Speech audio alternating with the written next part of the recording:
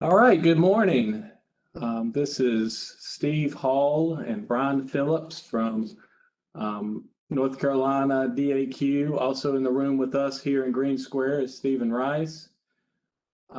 We are here today to discuss the draft mitigation plan for phase 2 of the Volkswagen settlement here in North Carolina. We are joined from people all across the area. At least we're focusing on the Triangle area today. We have some folks gathering in person at the Clean Tech Center at NC State. And welcome to all you who are there. We have staff who are helping us out today behind the scenes, joining us through WebEx, and hopefully we have lots of folks joining in to the call via WebEx here this morning. So we just want to welcome everyone. Want to let you know we're excited to start phase 2 of the Volkswagen settlement. We are looking forward to sharing some information with you this morning, taking any questions you have, and ultimately just very interested in getting your input on the draft plan throughout the public comment period that runs through September 7th. So we'll get started with a few items of housekeeping. So during the presentation, which will run 40 minutes or so, all attendees will be muted. If you have questions at any time during the presentation, if you're joining us via WebEx by a computer, use the Q&A box. And at the end of the presentation, we have staff who's monitoring the Q&A box and will be asking those questions for you. If you're a call-in participant, you can raise and lower your hand by using the *3 function. And then at the appropriate time, the WebEx host will be able to unmute you. And we just ask that once your question's asked, and you will press *3 again to lower your hand. You can always raise it again using the same procedure later if you have more questions. This webinar will be recorded and made available on our webpage, and that webpage is provided here. We also, too far. We also have on our webpage information related to phase 1 of the VW settlement program. We have the draft mitigation plan available for your review there. And just to demonstrate that, what you'll see when you go to our website, if you want information about phase 1, there's a link here, and you can learn more about the overall mitigation plan for North Carolina. And then specifically for phase 2, we have the informational sessions that are going on. We have the one this morning and another one this afternoon focused on the coastal region of North Carolina. We have where you submit your comments, either in form of Microsoft form or email to the appropriate email address for the VW team. We also accept in voicemail comments at the phone number provided. And right here is your link to the draft mitigation plan. So this is where you can go to review all the details of the plan. So Brian and I this morning will give an overview of the VW settlement program as a whole, and then talk a little bit about the awards from phase 1, and then we'll get into the phase 2 draft plan. Please keep in mind throughout this session that we want to hear from you. That's the purpose of these, both these informational stakeholder sessions, but also during the comment period that runs through September 7th. We will have staff capturing all comments, however they're submitted, considering them, and providing answers as appropriate and in the right formats, but considering all comments as we finalize the phase 2 mitigation plan following the comment period. So let's talk a little bit about the background here. What did VW do? So Volkswagen Group of America was cited by the US EPA back in 2015 for Clean Air Act violations that involved the manufacturing and installation of defeat devices on both their 2-liter and 3-liter diesel engines. There were approximately 580,000 vehicles across the United States impacted. And what these defeat devices ultimately did was they were programmed to recognize when the emission systems on these vehicles were being tested, and the results of the emission testing would show that the emissions were below federal standards for nitrogen oxide emissions. And but during normal operation, there was an override of the emission control systems, and the actual emissions to the atmosphere of nitrogen oxides were significantly higher than when the vehicles were in emission testing mode. So, the settlement in 2016, the court basically was given the matter to resolve all the issues, and that resulted in settlement agreements worth $14.7 billion nationally. Within the settlement agreement, there were 3 main things required of Volkswagen. The first was a vehicle buyback and emission modification program, and that required VW to contact the owners of all the affected vehicles and offer either to buy them back or to correct the emission systems, and they had to do that in at least 85% of the subject vehicles. The settlement agreement also required VW to invest $2 billion to promote the use of zero-emission vehicles and infrastructure nationwide. And then the final part was $2.7 billion to remediate the excess NOx emissions associated with these cheat devices. So the first 2.7 was for 2-liter vehicles, and then an additional 225 million associated with 3-liter diesel vehicles. So in the form of a pie chart, this is how we'll break down. The largest amount of money went towards the vehicle buyback and modification program, that is getting the subject vehicles right again. We're either replacing them on the roads with vehicles that would be meeting federal emission standards at all times, or modifying the VW vehicles so they would do the same. Then you have the mitigation trust, the mitigation of the NOx emissions. Those programs were delegated out to the states if they chose to accept responsibility for them. And the mitigation trust was $2.7 billion, and then $2 billion that specifically was set aside for zero-emission vehicle investment. So where did North Carolina fall on the chart of allotted monies for mitigation trust? We're 9th on the list at $92 million, as you see in this chart.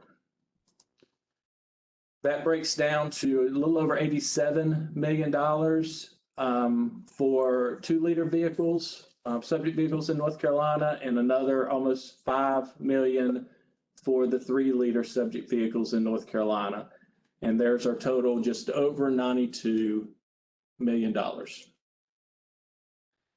So part of as we talk about mitigating nitrogen oxide, excess nitrogen oxide emissions in North Carolina, we need to know where the subject vehicles were located, how many of those were in rural counties versus urban or suburban counties. And that's what this graph here shows. The number under the county name is the number of subject vehicles. That these are VW vehicles that had compromised emission systems or defeat devices installed in them. And then the color coding, the green are rural counties, the blue are urban counties, and the gray are regional city or suburban counties. So one of the comments we got early on in this process is not to forget the rural counties. And we try to make sure that we take that into consideration with our mitigation plans. So here's the breakdown. Rural counties make up 32% of the affected vehicles, with 68% falling in urban and suburban counties. So that's the breakdown that we're looking to at least get 32% to the rural counties of the available funds. So the parameters around the settlement are that the beneficiaries, meaning in the case of the North Carolina Trust, North Carolina has to spend the funds from the mitigation trust on projects that fall within 10 eligible mitigation action categories. We can't just fund any project we like. They have to fall within one of the 10 eligible categories that are in the consent orders that came from the settlement agreement. And according to that final consent decree, the goal of each eligible mitigation action shall be to achieve reductions in NOx emissions in the United States. So while we will be looking at nitrogen oxide emission reductions, and we'll also be taking into account additional environmental benefits of these projects, additional emission reductions from other pollutants. But the focus of the VW mitigation plan is nitrogen oxide emissions. The VW trustee must approve both the mitigation plan and all project expenditures. So there has been a trustee assigned at the national level, and North Carolina has to submit both its mitigation plan and its a summary of its expenditures for approval prior to awarding any projects. So when we're talking about mitigating nitrogen oxide emissions, we kind of have to know where those emissions are coming from. The latest emissions inventory data shows that you have 52% of NOx emissions coming from light duty, non-diesel, mostly gasoline vehicles. Then you have the next biggest chunk is on-road heavy duty diesel vehicles, followed by non-road equipment that is diesel. That's 11%. So two big chunks right there, with some other things, including on-road diesel, light-duty vehicles, marine vehicles, locomotives, and an other catch-all category. So when you look at what type of vehicles are covered under the mitigation plan, are eligible projects under the settlement agreement, national settlement agreement, marine vessels, non-road equipment, diesel equipment, on-road diesel equipment. On-road diesel equipment could include buses, both school buses, transit buses, locomotives. All of those are clearly covered under the settlement agreement, the eligible categories. On-road diesel light duty vehicles are not covered directly. We can't replace those vehicles directly, but we can invest in up to 15% of the plan in zero emission vehicle infrastructure, which would replace some of those vehicles, hopefully, with electric versions, over time. So, you're approaching about 40% of the NOx emissions, somewhere around 60,000 tons of NOx emissions that are out there annually in North Carolina that we can mitigate to some extent through this, through North Carolina's VW mitigation plan. So as we talk about the eligible categories, these are the same eligible categories from phase one, because once again, they're defined by the national settlement agreement. The first few we're showing are, probably the more common things you'd see projects for. We expect to see projects for. They're the things that we provided awards for in phase one. The last 5 or so will be projects that we didn't fund in phase one, but we want to make sure people know that they are eligible projects. And so, so we'll go through these. The pictures sometimes help describe the category better than the text. So, so the first category is these large Class 8 vehicles that are on our roadways. You've got everything from, tour buses to cement mixers to fuel trucks, refrigerated vans, and the semis with the sleeper beds. Then you got your classic school bus, transit bus, shuttle bus category. We funded a lot of projects in this category in phase one. There's a lot more work to be done in this category. And that, of course, is an eligible project category. Then you have the medium duty trucks, the class 4 through 7. These are your local freight trucks, things like your delivery trucks, your landscape vehicles, bucket trucks, beverage trucks, and the like. So lots of these on the road as well. And then although we're limited to 15% of our allocation to devote to zero emission vehicle or ZEV supply equipment, North Carolina does plan to allot the full 15% towards that infrastructure. Then also anything that would be eligible under the DERA grant program, that's Diesel Emission Reduction Act grant program. These are funds that North Carolina is allotted each year by the EPA.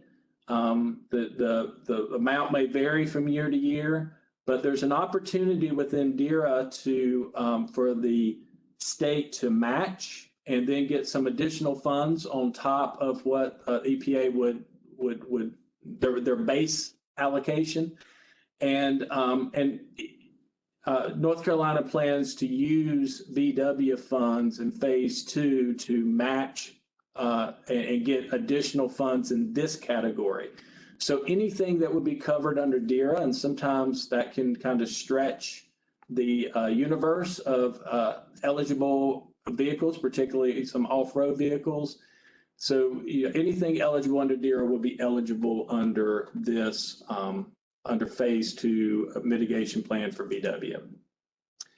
And here are the categories we didn't fund in phase 1, but they are eligible. Freight switchers, and around these are locomotives that work, in rail yards, and a lot of times they have very old dirty engines, and they can be replaced with cleaner versions. And a lot of times, even you can. A lot of opportunity there for emissions reductions with from these older engines. Then you have ferries and tugs. We actually had a potential project with replacement of ferry engines in phase 1, but that didn't go through. Significant emission reductions available through those projects. Then you have ocean-going vessel shore power. This is electric power system that would provide auxiliary power for boats while they're docked, and so they can turn off their dirty engines potentially and not be emitting to the atmosphere while they're at berth. And then ground support equipment at airports, taking things, switching from fuels like diesel and gasoline, switching over to electric in many cases, and getting rid of any combustion emissions associated with that ground support equipment. And then the final category is the replacement of forklifts. These are, especially the large forklifts and port cargo handling equipment, and that replacement includes electric charging infrastructure potentially. So for that electric equipment.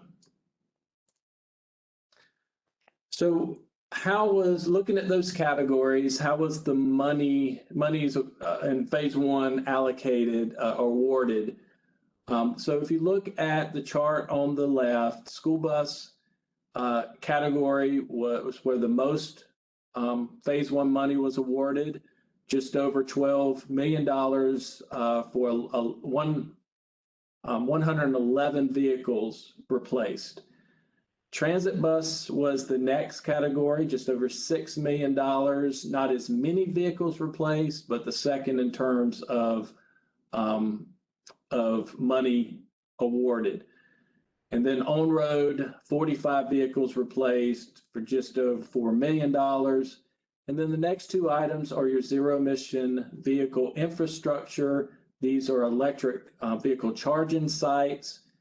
In the DC FAST program, we awarded $2.7 million in projects that funded 27 sites, and a level two, just under 1.1 million, 78 additional sites funded. The DC FAST charging sites are the ones that you would we'd like to see along the major corridors of North Carolina. They allow for the charging of an electric vehicle in a relatively short amount of time. So it's similar to filling up your gasoline vehicle with gas. They would, if people were on long trips, they would want to stop at a DC fast station, maybe get at least an 80% charge in 20 to 30 minutes and be on their way.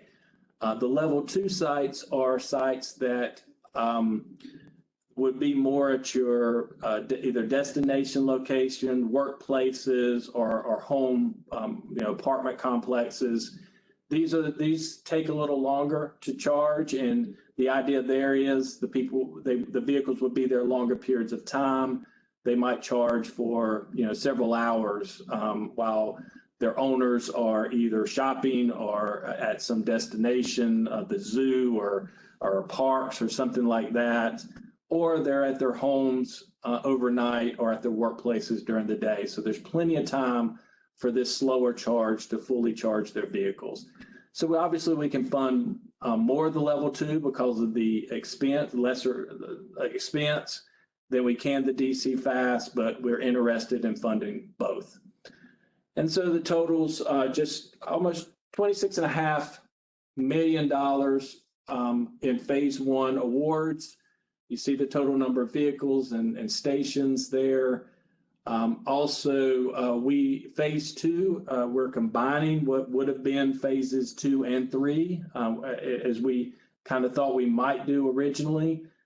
So all the remaining money allotted to North Carolina we'll attempt to spend it here or award it in phase 2. So we're probably more than double what you see here for phase 1. So lots of opportunities in phase 2.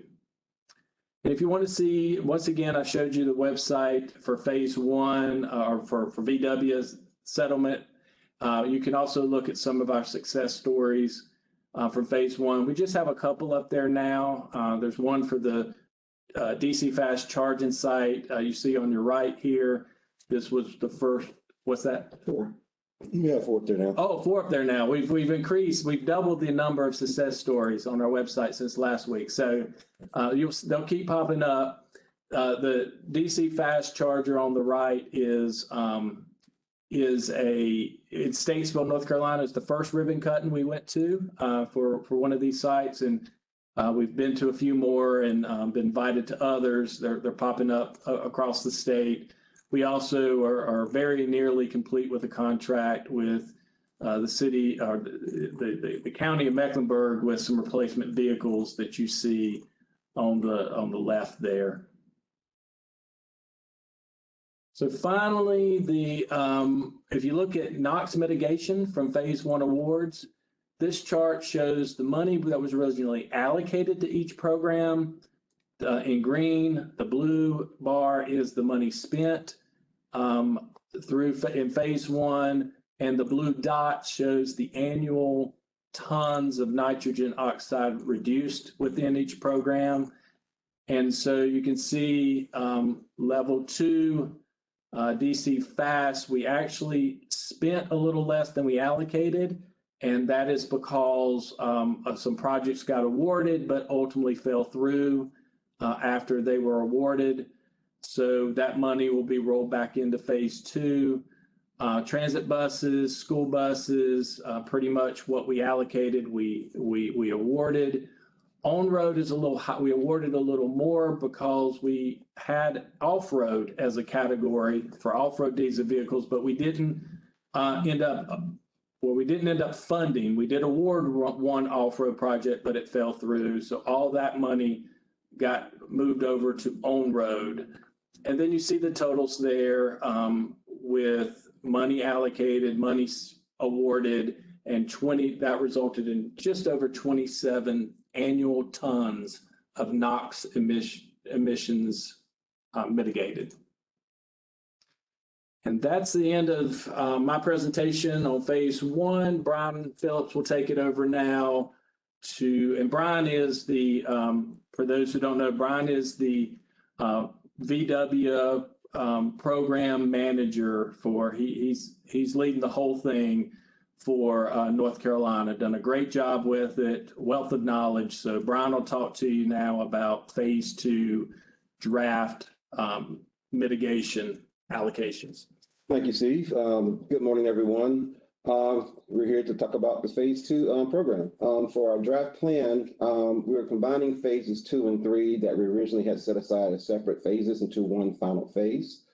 In Phase 2, we'll have approximately $67.6 million available overall for the VW program. This slide here shows our proposed allocations and breakdown of funding for Phase 2. Some differences between Phase 1 and Phase 2 is we combine the off-road and on-road program into the clean heavy-duty equipment and vehicle program. And we also have allocated some funds to our DARE program for our allocation of 2021. To go further into a little more of the specifics of the program, we are going to have a high priority on electric vehicle replacements. That does not mean that if we receive applications for diesel, propane, and natural gas projects, that they won't get funded. They'll be evaluated as well as the electric replacement applications. Okay, so for our school bus replacement program, we're allocating 40% of the Phase 2 funds to that program, an amount of $27.1 million. Our transit bus program, we're allocating 20% of the funds, an amount of $13.5 million. Our clean heavy duty program, we're allocated 20% as well. And as you see, we separated out $357,000 for a DARE program, where overall that total for that program is $3.5 million. Our ZEV infrastructure program, we did have a couple of changes in the level 2 program. It was really successful. It was a first come, first serve program. We received more applications than the money we had available. So we decided to, after hearing some feedback from some state agencies, we carved out a specific amount of money for state government charging programs. So that amount would be $1 million. State agencies had an issue with the 90-day rebate period. As you know, state government is not very quickly to get stuff done, so they need more time to get their projects on the ground and approved. So we'll have a separate RFP for that program with separate parameters as opposed to the other programs for public access, workplace, and multi-unit dwellings. The public access program, we're allocating $1 million for that program. The workplace program is for workplace charging. We're allocating a little bit less than $500,000 to that program. And the multi-unit dwelling program, we're also allocating a little less than $500,000 to that program. Overall, we're proposing to spend the full 15% allowed by the trustee on ZEV infrastructure projects. And we will continue our DC5 program. We will still have an emphasis on filling in gaps along corridors along the state, and we'll also be looking at replacing obsolete, inoperable DC5 charging units, and also increasing the capacity at current stations as well. And we're allocating $7.1 million to that program. And we're also would spend 5% of the allowable 15% for admin costs to administer the program, which is about $3.3 million. So what are our plan goals for phase two? We plan to continue to maximize the air quality benefits in the state. We'll continue to look at where those subject VW vehicles were located when we evaluate applications.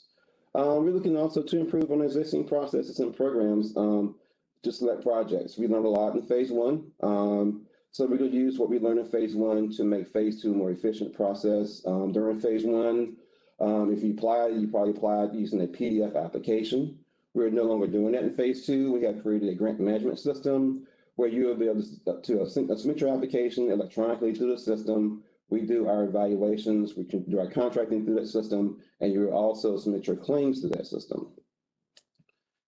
Also, we will continue to consider environmental justice areas. That's a high emphasis on the program. The consent decree does require us to look at areas that have high significant burden of environmental pollution. We also look to provide more outreach to counties that are under-resourced. We looked at, in phase one, we looked at all the counties in the state, and we looked at how many applications we received from those counties. And we're going to kind of concentrate on counties that we didn't receive applications from or did not receive funding in phase one. Our goal there is to help them submit quality applications. We'll also look toward funds through a public transparent process. Everything we do is going to be in the fishbowl. If you information you want from a program, you can request it. We put everything that we can on our website. And we will continue to devote the full 15% allowed of the trust funds to light-duty zero-emission vehicle ZEV supply equipment. So what are our phase two priorities? Like I said before, heavy-duty vehicle electrification is a main priority for phase two. Again, that does not mean we will not fund diesel, propane, or other fuel types. It's just that we're going to have heavy emphasis on electrification projects. We also want to continue to invest the full 15% for EV charging infrastructure. Everyone's going toward EVs. A lot of the vehicle manufacturers are moving toward EVs, and we want to make sure that there's enough charging infrastructure in the state to support that. And we also want to provide that outreach to historically under-resourced counties. And like Steve said, we're not going to forget the rural counties, so we'll continue to fund projects in rural counties. We actually funded more than the 32% in phase one, which is a great thing. And we also want to continue to focus on the public sector. We know the needs are far greater than the resources that are available in the public sector. So who's eligible to apply in phase two? We're going to continue the same process as phase one, which means that projects submitted by local, state, and tribal government organizations are eligible. Projects submitted by public or private nonprofit organizations are eligible. And projects submitted by public-private partnerships where the lead applicant represents the public sector or a public-private nonprofit entity. We did receive one of these type of projects in phase one and was funded. And also, both public and private applicants will still be eligible for the light-duty ZEV infrastructure programs. So how will we fund these projects? In phase one, all our funding was by reimbursements, which means you had to have the funds to purchase either the vehicle or charging equipment up front, install the charging equipment if it was an infrastructure project, and then provide proof to us for claim reimbursement. But in phase two, we'll look at other options such as forward-funded projects, or in our level two program, we actually did rebates, which is a form of reimbursement, but it was a rebate program. So environmental justice. Environmental justice is the fair treatment and meaningful involvement of all people, regardless of their race, color, national origin, or income, with respect to development, implementation, and enforcement of environmental laws, regulations, and policies.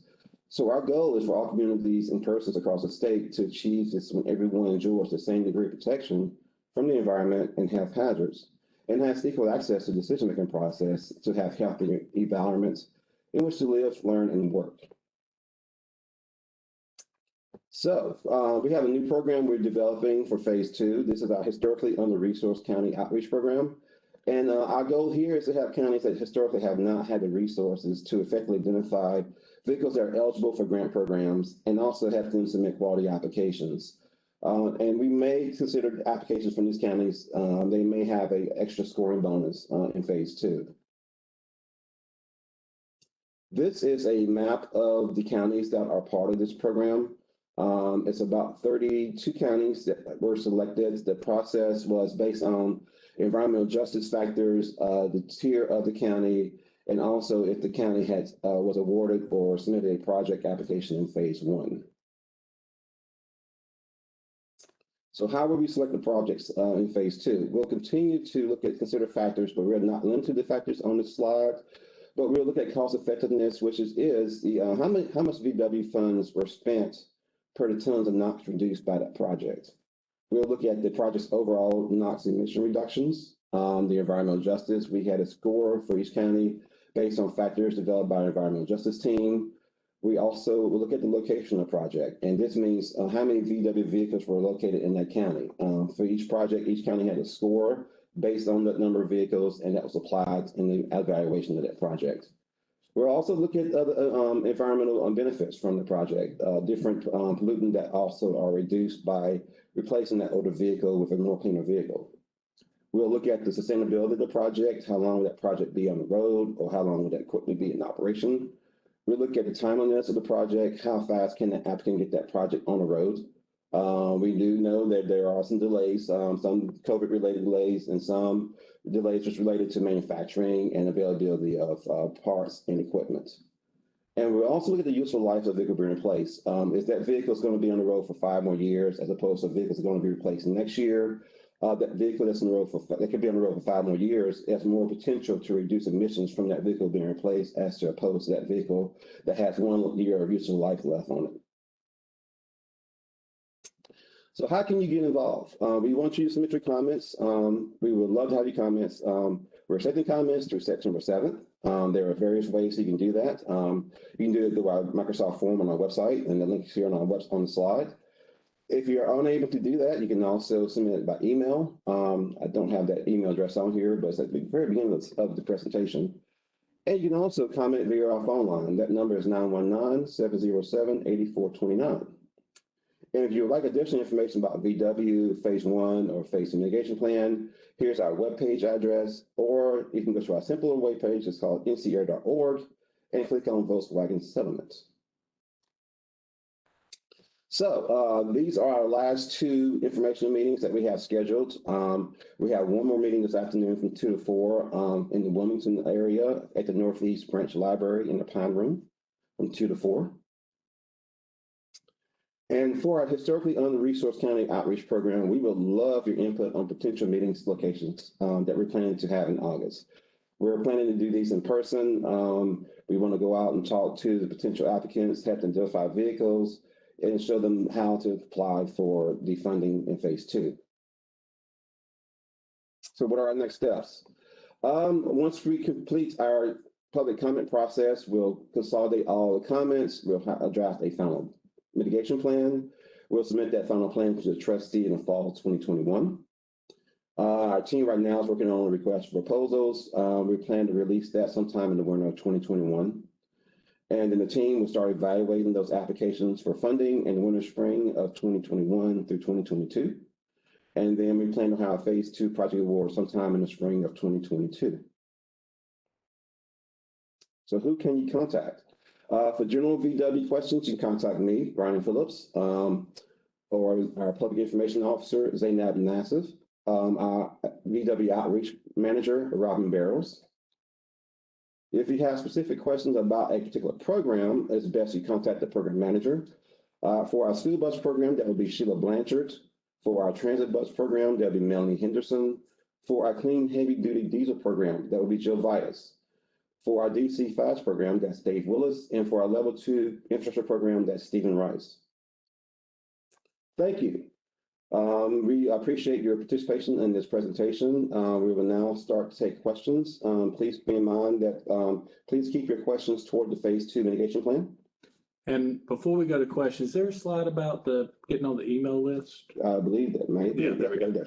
Right. If you have not already subscribed to our email list, we encourage you to do so. We send out various notifications about various meetings and award notifications through our email list. So if you go to DAQ_NC_VW grants at ncdner.gov and put the word subscribe in the subject line, you'll be added to our email list. And Brian, will you go back to the key contacts there? So I just wanted to leave this slide up here for a little while, just so you can get the contact information you need. In addition to Robin Barrows and Zainab Nassif and Brian Phillips, who were on the previous slide, these are the folks that really put in a lot of time and effort, had a lot of questions in Phase 1, and just a good source for information within these program types. And I want to thank each of these, all the folks on the VW program team. I failed to introduce myself at the beginning. I am Steve Hall. I'm the Technical Services Section Chief for the Division of Air Quality here in North Carolina. Also, our director, Division Director, Mike Abazinskis, wanted to be here today and did make some of the other informational stakeholder sessions, but he sends his regrets and wants to relay that he is very excited about this program and is looking forward to lots of good input starting today and continuing throughout the comment period. And just as a reminder, use the Q&A box if you have questions. We'll get into that now. And if you're calling online or if you're calling in via a phone line, use *3 to raise your hand, and *3 again will lower your hand once you have asked your question, but you'll have to be unmuted by the host and we'll let you know when that is accomplished. So we'll have it on this allocation page to start the question session. Okay, so we have a few questions from the chat, so I'll just be going in order. So the first question is, I see allocation for state government, but not for local government. Could local governments who want stations for our own fleets use that state government allocation, or do we have to compete for the workplace allocation? Can workplace allocations be used for fleets or just for employees? You will apply for either the 1-2 programs, would be public access program if you're applying for public accessible chargers, or the workplace program if you're looking for chargers for your employees or fleet charging. Okay. But not state government. Not state government program, right? Okay. And we question. can accept, Zainab, we can accept comments, and as far as those allocations and just information on how much is needed and maybe some potential projects that could be funded if more money was available would be helpful. Got it. Okay, so the second question is, for ZEV infrastructure allocations, does state government include local governments such as cities and counties? No, it's just state government only. And like Steve said, if you want to submit a comment on that, please feel free to do so as we go through the comment period. Okay. Third question, were there lessons learned from Phase 1 regarding NOx emissions reductions per project type / cost? Which projects were most cost effective for emissions reductions? Are the additional eligible project categories for Phase 2 evaluated in this way as well? Okay, let's see. For the first question, yes, we did learn some lessons in Phase 1. One lesson we did learn was in phase 2, we're going to implement a minimum mileage requirement for vehicles.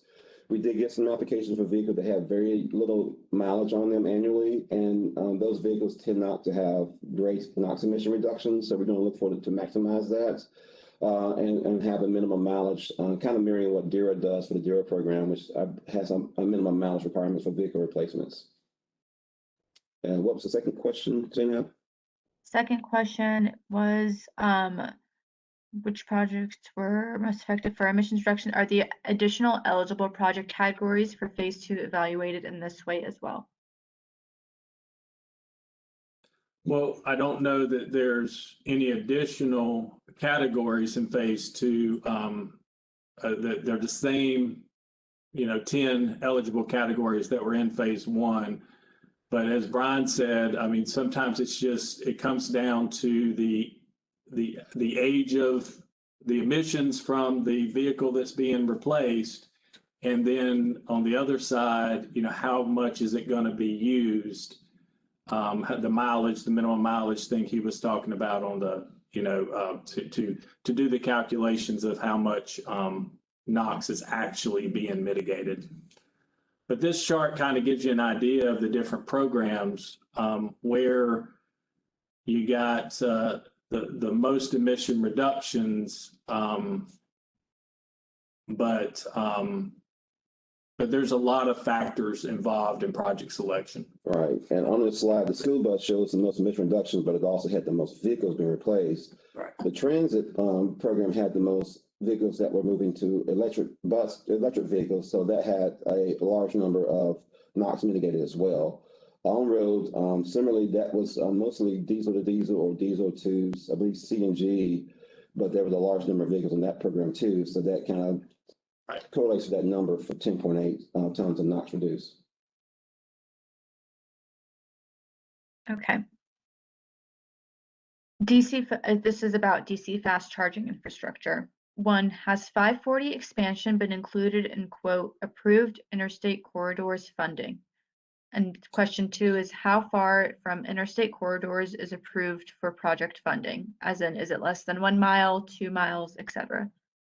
We have not developed the RFP yet. We have not looked at the priority corridors yet. In addition to the ones we already had in phase 1, there are still some holes on those phase 1 priority corridors, but we'll look at other corridors that based on the average daily traffic counts.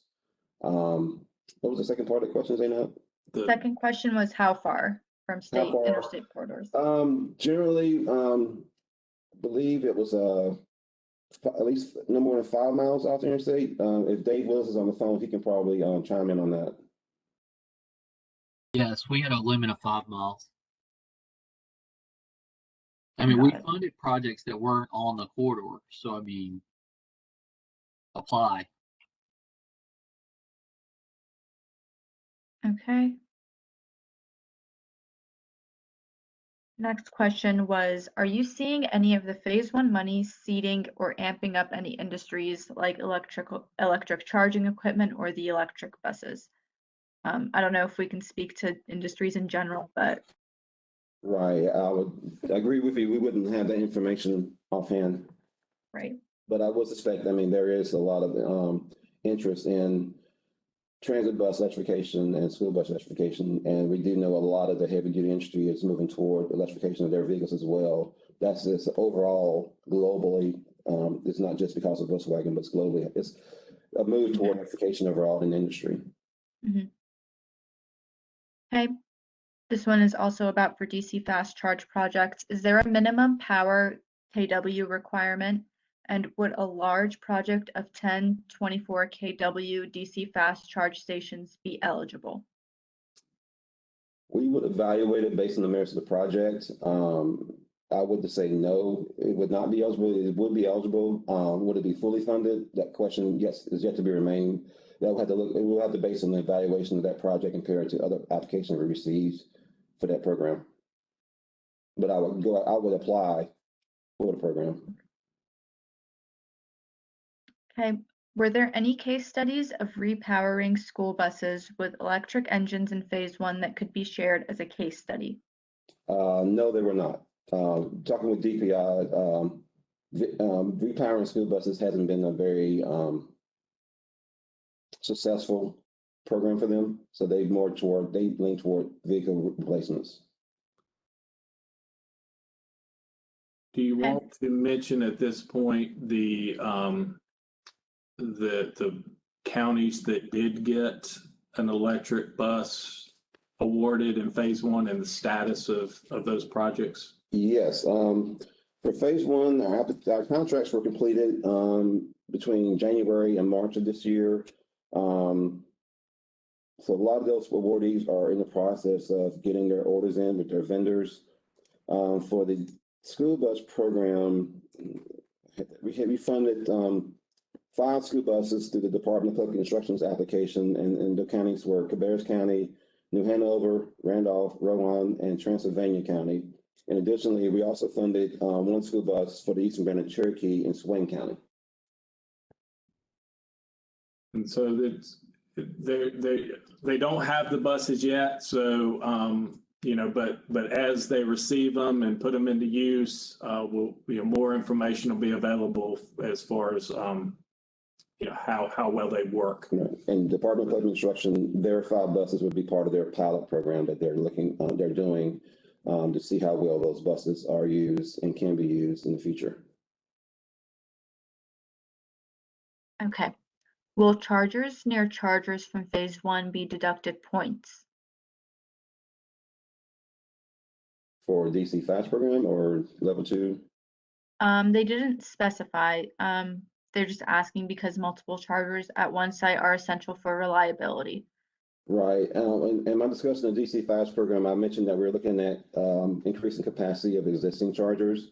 So I would say you need to wait until the RFP is released to see what the details of that program are. We are still working on those details as we speak. But yes, we will be looking at increasing capacity at existing chargers. What about level 2? If they got awarded level 2 chargers in phase 1, do you think that would impact their award in phase 2? Don't really know. We are putting emphasis on projects that we did not fund or receive an application from in phase 1. We see a priority in phase 2. That does not necessarily mean that any person that received funding in phase 1 will not see the award in phase 2. But we're looking at increasing opportunity to those that have not applied. But I would say I was going to comment on that, and we can use that as part of our development of the level 2 program RFPs.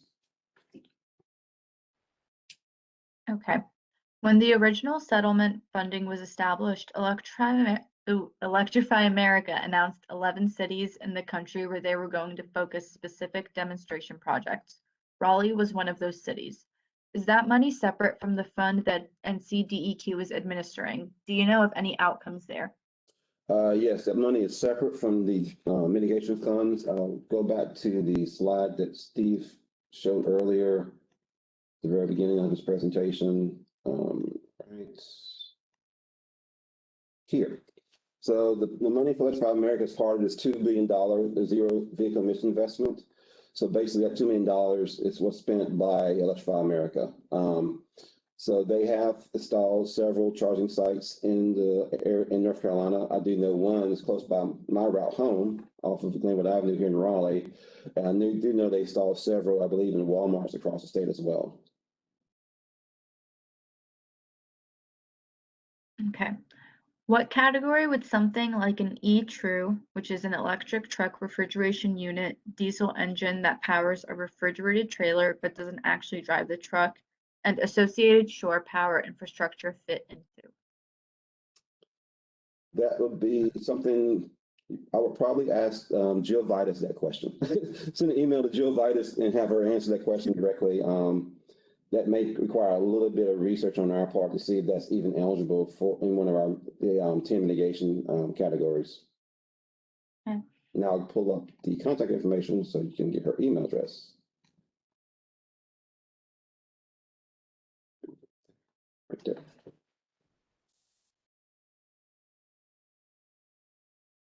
Okay, So next question. I'm sorry. I would No, recommend go sending ahead. her, I would recommend that person sending Jill more details about that project so she can better evaluate the eligibility of it. And if they All have right. information on what they're looking to buy, I will send that to her as well. The next question is, all remaining funds for North Carolina are bundled into phase 2, but I think you are releasing RFPs in batches to the various groupings.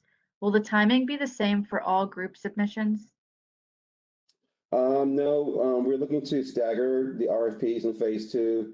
We're also going to, instead of having one giant diesel bus vehicle replacement program RFP, there'll be separate RFPs for the school bus, transit bus, and clean heavy duty equipment program.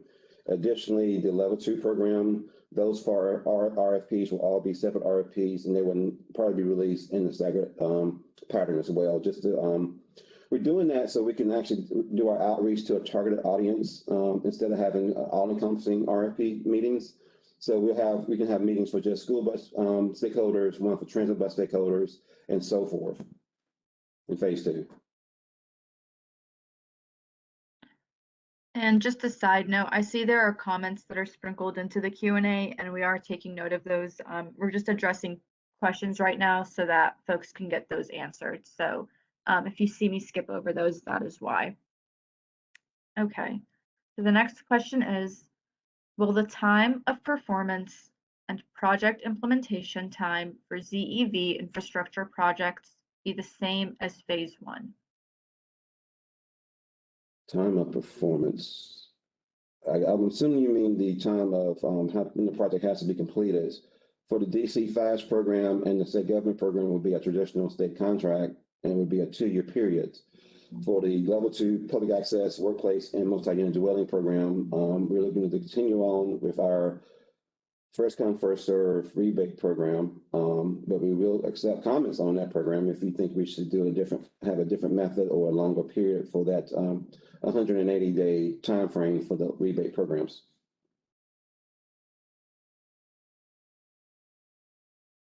Okay. Any advice on how to engage a potential site host of DC fast infrastructure? How can the average Joe who wants DC fast charging in our tourist regions make that happen? It's a good question. I would recommend contacting maybe the Plug-in North Carolina. They're an advocate for EV electrification in the state. They can help you with that. That's something that we wouldn't have knowledge on. Most of these, for our DC Fast and Level 2 programs, the applicants reached out either to one of the vendors that are prevalent in the program or went through Clean Cities Coalition or somebody else to get some help and access for those vendors. I'm not sure if I answered that question. I mean, there's several groups, right, interested in having a full kind of complete network of DC fast charging across the state. So there's many different groups working to that end. And you said Plug-in North Carolina might be. North Carolina. Also, the local electric cooperatives are also very active in vehicle electrification infrastructure. So if you have a local electric cooperative in your area, I would reach out to them. They can help work and find out site hosts.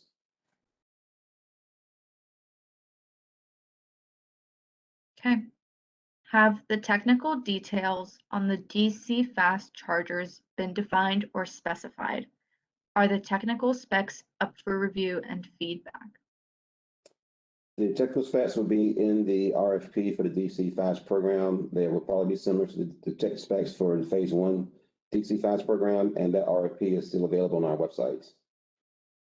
And certainly if you have comments on the specs that were put in the request for proposal for phase 1 DC Fast, then you can certainly make those comments during the public comment period for phase 2. Okay. Will rural county projects be prioritized over urban projects for ZEV infrastructure? In phase 1, what we did, we separated the rural projects from the urban suburban projects, and they were evaluated separately from each other. and we didn't prioritize any rural projects, but we did prioritize projects that were along the priority corridors. If it was in a rural county, it didn't receive priority in our evaluations. And under the new historically underserved county program, a lot of those are rural counties, and so there may be some extra emphasis there as far as scoring for those counties that submit good applications. So, Can charging infrastructure costs be included in heavy-duty vehicle replacement project proposals? For electric vehicle replacements, yes. Okay. Are Beam Energy Solar Arc off-grid charging stations eligible under the Level 2 program? Not really sure that is. I'll recommend that you reach out to Stephen Rice with that information on that type of technology, and he can verify if it's eligibility.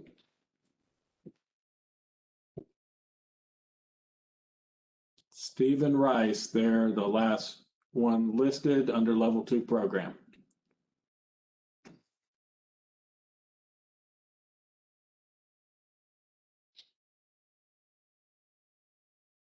And while you're there, the next question is asking if we can share the email address to subscribe to announcements. So maybe just having that slide up for a minute.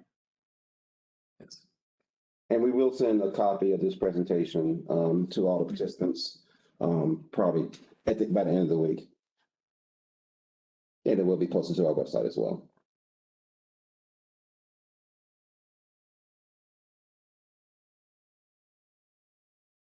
Okay. Are transit fast charging systems eligible independent of the bus purchase? And then they wrote, Go Raleigh, Go Durham, and Go Triangle are interested in pursuing fast charging stations.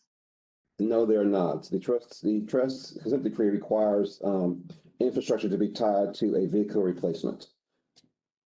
So you have to replace a bus with an electric bus and have the associated charging infrastructure for that bus to be eligible.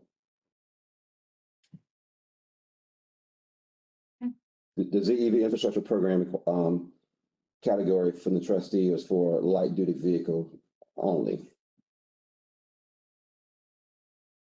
Okay. Would other heavy duty diesel equipment replacements, such as for waste management equipment like tub grinders, be eligible? Again, I would recommend reaching out to Jill Vitus, the program manager on the eligibility of that type of project.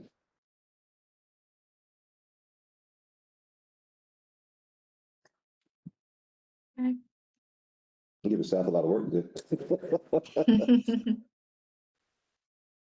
Is the ZEV program limited to charging for light duty? Can any Yes. of the medium heavy duty vehicle replacement awards also fund charging infrastructure? The ZEV program is for light duty vehicles only. Under the diesel bus and vehicle program, if you're replacing a diesel vehicle with an electric vehicle, you can include the charging infrastructure in that application. There may be a limit on what we'll pay for the infrastructure, but you can apply for some funding for the infrastructure. The details would be in the RFP for those various programs. Okay, we have a few questions in this one block. So the questions are, can you please provide more information about priorities? Although we received phase 1 funding, we are a historically undersourced area. We are looking at a project for clean heavy-duty vehicles like a trash hauler. Should we apply? If so, what eligible action categories should we use? What is the advantage/disadvantage of DERA? And this might be something you might have to assess on a case-by-case basis, Brian. Right. Seems kind of specific, but. The DERA program does have some cost share requirements that are slightly different from VW. VW allows up to 100% funding, or other state can choose to fund less. Historically, in phase one, we funded up to 100% for government entities and 80% for non-government entities as allowed by the trustee. So that question is something that you would have to look at. It depends on when you need the funding in the vehicle. The DEER RFP would probably be out before the VW RFPs for phase two. So it's something you'll have to decide on. Jill Vitus is the program manager for our DEER program, and she's also the manager for the on-road program. So when we go out and do the outreach for historically under-resourced counties, and it's like you mentioned, you're part of those counties, that would be a question for the team. You can talk to the team about that, which is probably better for you to apply for. Okay. How many level 2 sites were installed in MUD in phase 1?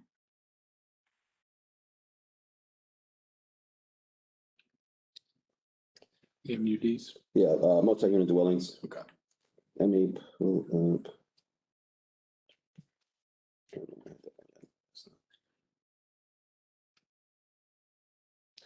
Stephen Rice, do you know right offhand? Not off the top of my head, but I would be more than happy to answer that question. If the attendee were to email me directly, I can get that information to you. Okay. If Brian can't find it quickly. Yeah, I know I have it. I just got to find the tab on my spreadsheet here. Oh, here it is. No.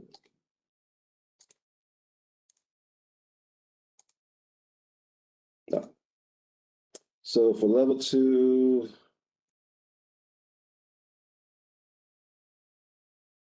yeah, I thought I had it here. I don't. So yeah, definitely send an email to Stephen Rice. If I find it before the end of the presentation, we can answer that question. Okay. This is a question for DC fast charging. Any preference for vendors between EV charging station providers? For example, Tesla versus Electrify America versus ChargePoint? Tesla would not be eligible for funding in the DC fast program because they're proprietary chargers and other vehicles can't use that. So Tesla in phase 1 is not eligible, and it will not be eligible in phase 2. We don't have a preference over the vendor you choose for your charger. That's totally up to the applicant. And to answer the previous question, we funded 5 multi-unit dwelling applications in phase 1 in an amount of $70,000, and we had 3 of those three applications that for MEDs that were declined by the applicant. We received a total of 13 applications for MEDs overall. Okay. And the last question that's been submitted so far is, must DC fast projects include support for the depreciated CHAdeMO/Nissan legacy connector, or can SAE CCS only stations be funded? We require both connections for both types of chargers. Since there are still vehicles out there that can use both. Okay. Someone just submitted a comment now, and that question is, are there efforts to align the phase 2 RFP schedule with other funding opportunities, such as FTA, Low-No, or Duke Energy ET pilot? We have had consultation with Duke Energy on their program. If the alignment works out, that's out of our control, to be 100% honest. We're not going to hold back an RFP if the Duke program is not available at that time, just to get the funding. We want to get the emission reductions as fast as possible. So we're not going to wait to hold an RFP back for another program funding source. But the timing could work out. It could work out, yes. I believe that the Duke Energy phase 1 program is already in place, so that program can coincide with phase 2. Their phase 2 program is under review by the Utilities Commission, has not been approved.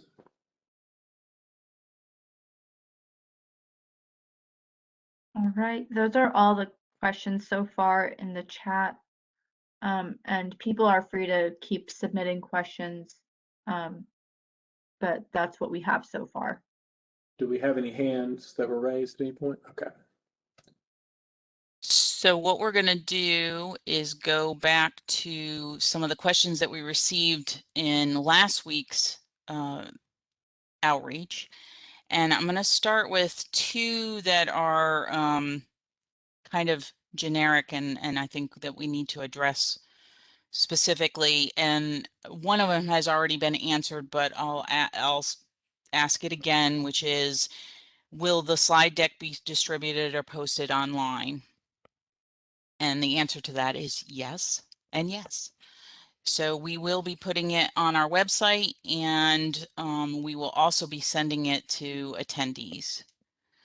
The other question that I think is kind of hits a highlight is, what can potential applicants do now to prepare for the release of RFPs? So I would say do research on your projects. Make sure that what's being proposed is feasible. If you are unsure about that, reach out to one of the program managers and ask them. They can help you with that. The RFPs will be open for 60 days once they are released. I do not have a timeline when that will happen. I do encourage you, if you're not on that mailing list, to join the mailing list, and you'll be notified when those RFPs are released. And also make sure you have your financials in place. Not necessarily have the money right then, but I mean right now, but be prepared to pay for that project. If your project is approved and awarded and the contract's in place, you will have to be able to purchase that either vehicle or charging equipment. Okay. So going back to some of the other questions, what are the opportunities for local governments to electrify their fleets, especially for light duty vehicles? Let's see, actually for VW, we can only fund heavy duty equipment. So we can help fund the charging infrastructure for fleets. So light duty fleets to the ZEV program, but we'll be unable to fund a light duty vehicle replacement in the VW funds. Okay, and continuing kind of on in that same vein, what are the opportunities for local governments with regard to charging stations for their fleets? They can apply under the phase 2 workplace program. Like we said earlier, if you have specific comments on the allocations for those programs in level 2, definitely submit your comments on that. If you think we need to increase a certain category funding level, let us know and give us some ideas of what types of, how many vehicles you're looking to have in your fleet that are electric, that you would like to be charging. Information like that is very helpful for us when we're determining the final allocation funding for phase 2. Okay. Can level 2 ZEV infrastructure funds be used to replace an existing inoperable site? Yes, include that in your application that the existing site is inoperable and it would be eligible. If we were awarded a grant in phase 1, will be considered for a phase 2 grant? Yes, we will. We have planned to place priority on applicants that have not applied in phase 1 or awarded in phase 1, but yes, you still can apply in phase 2. Along that same line, for applicants that applied in phase 1 that were not awarded, do they have to reapply in phase 2? Yes, you will have to reapply in phase 2. I mentioned earlier we have a new grants management system, so you will have to apply through that system. We do plan to have several more webinars on how to register for that system. If you, like I said, if you have not joined our email list, I encourage you to do so you can get notified when we do have those webinars for our grant management system, because it'd be very important that you are in the system prior to the RFPs being released, because that will delay the time frame if you're not registered in the system and the RFPs released, to get yourself in the system and get acclimated to the system. There are several training modules in our grant management system once you're registered in the system that you can go through to learn how to apply, how to submit your claim, reimbursement, etc. Hey, Jill, We received 2 questions in the chat. Do you want to continue yours or should we answer these first? Go ahead and answer the new ones. Okay. So the first new question is, can you please re-answer the CHA-DEMO eligibility question? We're having some trouble hearing Brian, and I can repeat that question, Brian. Sure. It was, must DC Fast projects include support for the depreciated CHA-DEMO/Nissan Legacy connector, or can SAE/CCS only stations be funded? In phase 1, we required both chargers in a DC Fast program, and we're looking to do the same in phase 2. If you think otherwise, I do encourage you to submit a comment on that during the comment period. All right. And the second question was, with regard to level 2s at multi-unit dwellings, you said 13 locations applied in phase 1, but only 4 or 5 received funding. Are there certain things applicants can do to increase funding chances? Our level 2 program was first come, first serve. So a lot depended on when the applicant submitted their application, if they submitted a complete application too.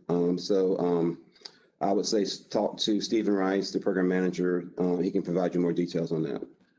And it's very important that you're pre-registered in the grant management system before the application go live date. That's, you want to be able to submit your application, have it all ready to go, and be registered, and so you can submit it quickly. And I think there were some others that were awarded beyond the 5, but declined, or they... and 3 declined their awards. Right. So in total we awarded 8, but 3 of those 8 declined the awards. And we don't know the reason for that. But obviously have a good project, good plan, submit the application, and the process is pretty quick for level 2, and hopefully all the projects that are awarded can follow through to completion. All right, those are the only new questions. So Jill, you can continue. Okay. For the upcoming school bus RFP, will both government and private entities be able to apply and be funded?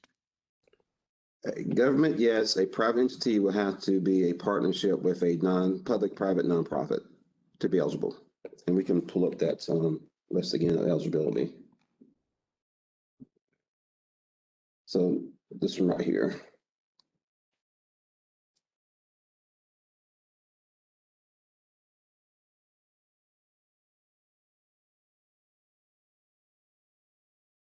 Okay. Can you elaborate on the fund matching? Does it mean we can stack DERA funds or other federal funds with VW funds or any other state funds? As long as those other funds are allowed, matching with other funding sources, yes, you can. DERA program is different. So the DERA program, that's going to be a separate RFP. So no, and we're actually adding VW funds to that program. So the total amount for the RFP will include the DERA funds from EPA and the VW match. So there will be no matching of VW funds. It's automatically in the total amount available for that program. But you can match from other sources as allowed to the DERA program, similarly as allowed by VW. VW doesn't have the same restrictions as DERA does for federal funds, but it's based on the funding source of those other funds.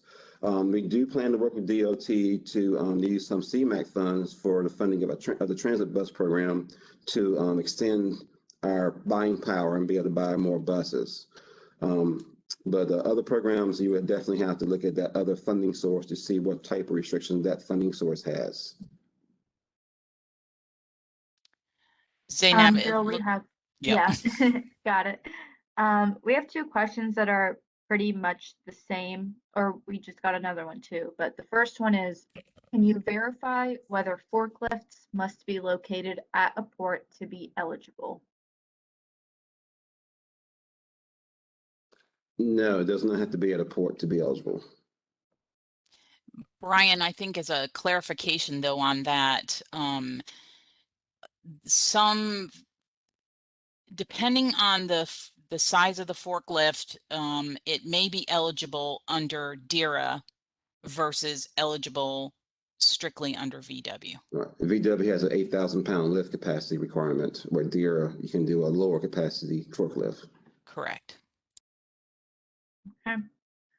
The next question is, for the EV infrastructure program, can host sites assess a fee for the power provided? Yes. In both the level 2 and the DC fast programs, the awardees are allowed to charge no fee, and they're allowed to charge a fee for the uses of their equipment. And they have sole control over the amount of what they charge. All right. Okay. That's it. Yep. Do bus replacement programs include costs for infrastructure? Yes, you can include the cost infrastructure for your bus applications for electric buses only. What school districts in the state currently have electric buses? I think we answered that one already. We answered that. Yes. Yep. Sorry. Do you have an idea on when phase 2 RFPs will be announced? Is there a calendar that will be available? Once we have a final determination, when we have the RFPs complete, we will release a timeline on our website. Right now, we do not have a final timeline to give anyone right now. And will that be emailed out as well? Timeline, or just put on the website? I can't remember if we did a press release for that. If we do a press release for it, it'll be emailed to it'll go out to the email distribution group. But we can send, if it doesn't have an a press release, we can send an email notification that we have a timeline on the website. We can do that definitely. So if you're not on the email list, again, join our email list so you'll be notified of future statuses of the VW program for phase 2. Okay. Will there be a session in the future dedicated to each request for proposal grouping? Yes, the reason we're separating the RFPs out is to allow for us to do targeted outreach for each stakeholder group. So we will plan more RFP outreach webinars. So again, join our mail list and you'll be notified when those meetings do occur. Additionally, we will have our webinars for registering for our grant management system as well.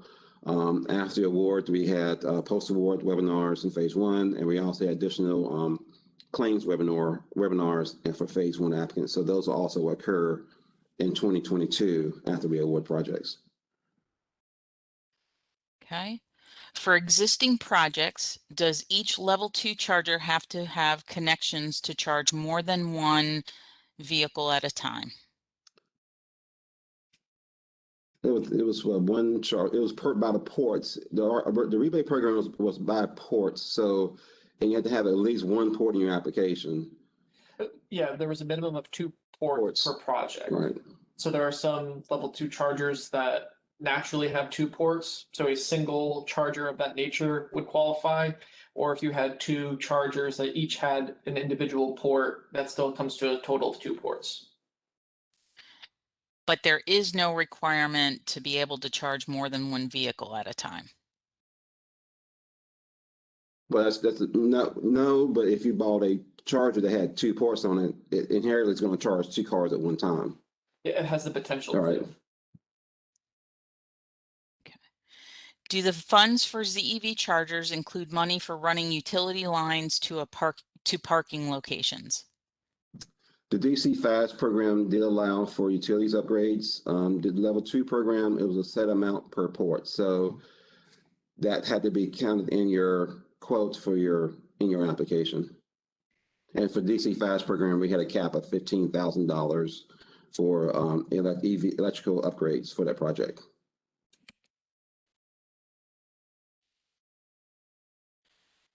Okay. Will replaced vehicles have to be scrapped?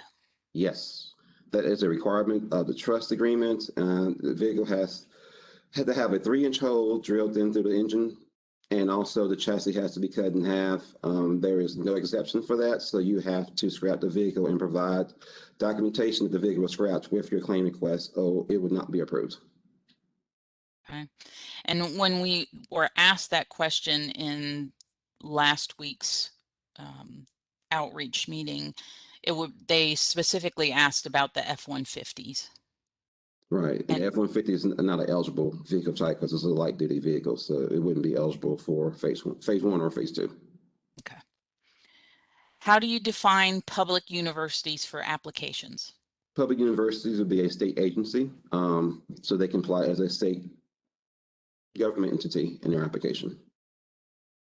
Private universities would be a non-government entity on their application. How quickly does DEQ reimburse after charging stations are completed? Once you submit your claim and we have done a site visit, it's generally about a month for us to go through our process. Once we finish our approval process through the grant management system, it's typically about a month before you receive reimbursements. In order to be an eligible project, would an level 2 charging station have to be available to the public? No, under the workplace program, that can be totally for fleet vehicles or employees. The multi-unit dwelling program would be for the residents of a apartment complex, a condo, etc. Any type of multi-unit building that doesn't have individual parking for assigned parking. But it could be like in the visitor parking lots. Okay. For DC fast public access, do the charging stations have to be accessible 24/7? How do we answer that? Dave, you want to take that one? Brian, Dave may not be on the phone because of internet problems. Okay. I believe, let's see, we did not require 24/7, but you have to put what hours of operation are available in your application. Generally, 24 hours. It's not required, but I mean, if somebody's there, I mean, they want to make sure to have lighting there, security there for the person using the charger. We also ask if there are restrooms available by that charger, stuff like that, but it does not have to be open 24 hours. Okay. Does the applicant need to determine the NOx mitigated for DC fast charging stations, or is there a standard? The team would do that evaluation as we look at the application, so the applicant does not need to do that. Can private sector fueling stations have access to this funding if they want to add charging stations? Yes, the ZEV infrastructure program is open to both public and private applicants. Okay. And the last question that we have is the hybridization of a class 4 through 8 truck eligible for funding? Yes, hybrids are eligible vehicle type under the VW consent decree. That's all of the previous webinar questions that we have. Okay. We have about 30 minutes left. If are there any other questions on your side, Zainab? Nope, I do not see any new questions. Okay. All right. Well, I will scroll back to our how to submit your comments. Here's our link to our web form. Here's this phone number if you're unable to use the form. We'll also accept comments via email, and that information for the email address is on our website. We also have comments through September 7th, 2021 at 5 p.m. Additionally, if you would like to be added to our email distribution list, here is the information for that. That email address is daq.nc_vwgrants@ncdenr.gov, and we put subscribe in the subject line. If you're already on the list, there's no need to resubmit that.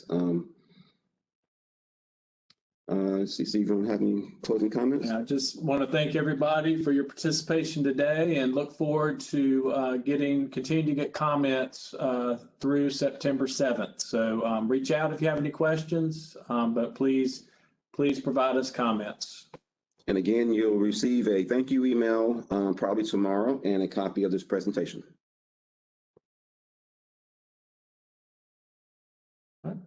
Thank you all. Thank you.